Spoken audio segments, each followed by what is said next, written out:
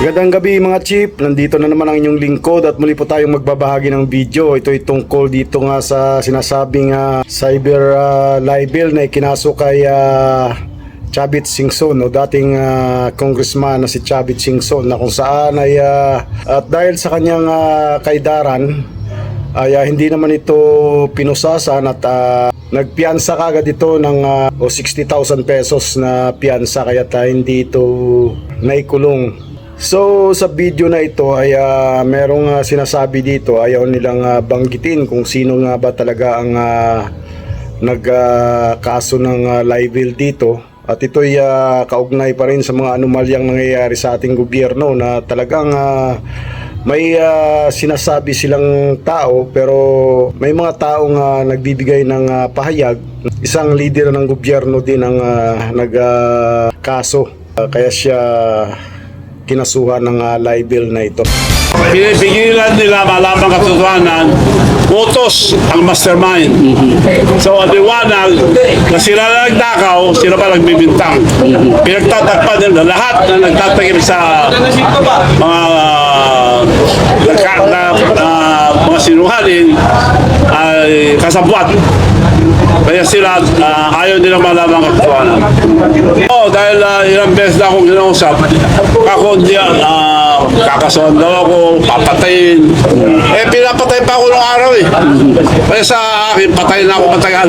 Patayin din ako nung ako, okay lang. Basta wag lang manalo ang mga magdarakaw.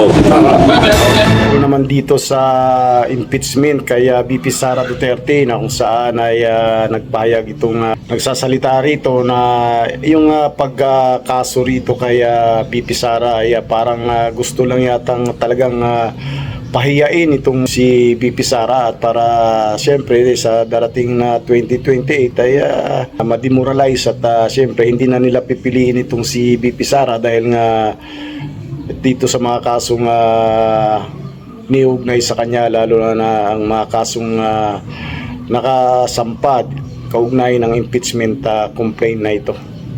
Itong impeachment na ito, talagang alam naman nila na hindi sila makakuha ng 16 votes para makonvict si VP Sara.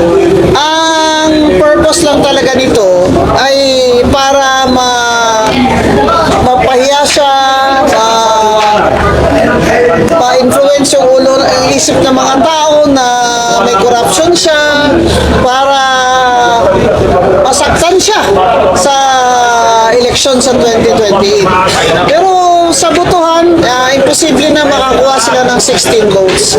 Kaya yan pong gawa nila ng Senate President ay sa totoo lang, gusto nilang mabalik sa kanila ang Senate President dahil po sa impeachment yan. Ito naman sa susunod na video na ating ibabahagi ay ito naman si Leandro Libesti ng Batangas, 1st District Congressman ito ng Batangas, anak ni Senator Loren Ligarda at dating gobernador ng Batangas na si Antonio Libesti. Kaugnay ito sa mga anomalya rin sa gobyerno na kung saan ay may mga hawak itong ebidensya. At yun nga, mukhang maraming death threat na itong natatanggap itong tao na ito.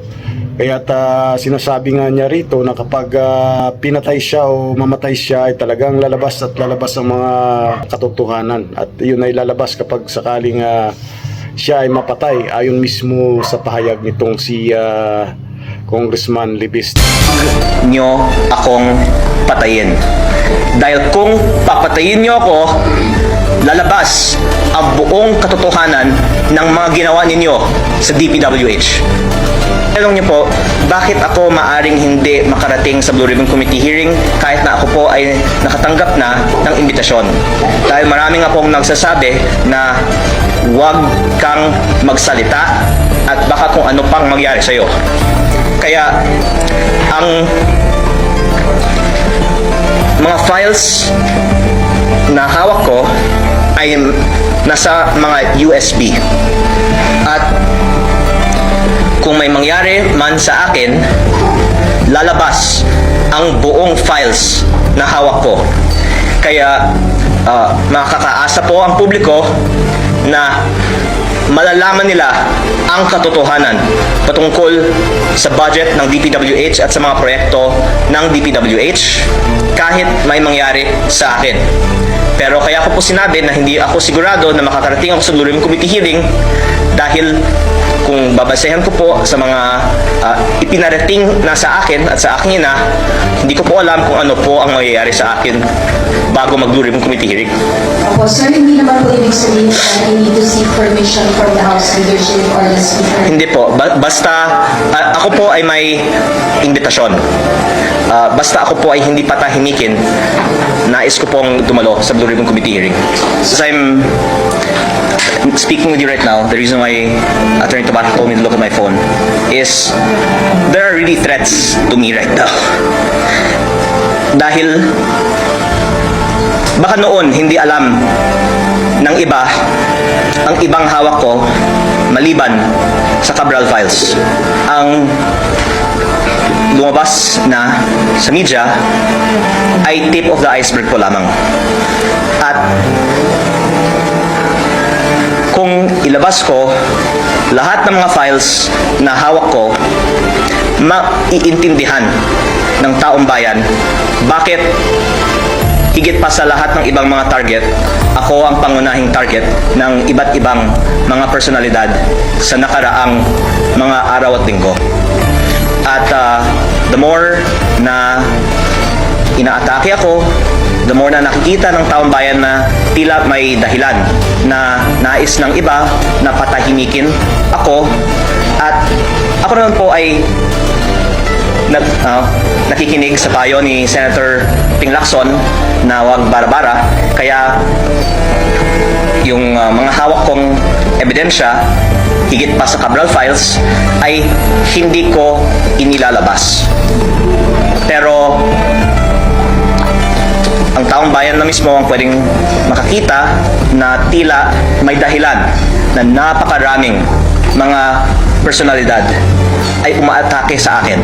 Kung ako naman po ay walang hawak na damaging evidence, siguro marami naman pong ibang atakihin nila na lang. O maraming ibang mga talakayin nila na lang. Pero ang dahilan na ang daming mga umaatake sa akin ay sa kadahilanan na ang hawak kong ebidensya ay higit pa sa Cabral Files, at kung ilalabas ko ito, malaki ang magiging consequences nito para sa ating bansa.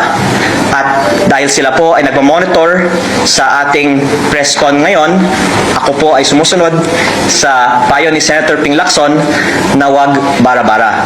Basta wag nyo akong patayin. Dahil kung papatayin nyo ako, lalabas ang buong katotohanan ng mga ginawa ninyo sa DPWH.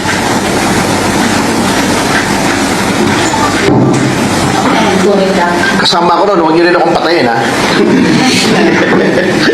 Sorry, going back on this filing po ninyo today, if you can also comment on the statement of So yun ang mga video na ating ibinahagi. Kung inyo po itong nagustuhan, mag-comment lang po kayo sa bawat video na ating ibinahagi, at pwede po kayong mag-react, magpahayag ng iyong komento, opinion o reaction kaugnay dito sa mga video na ito na ating binabahagi dito sa channel na ito.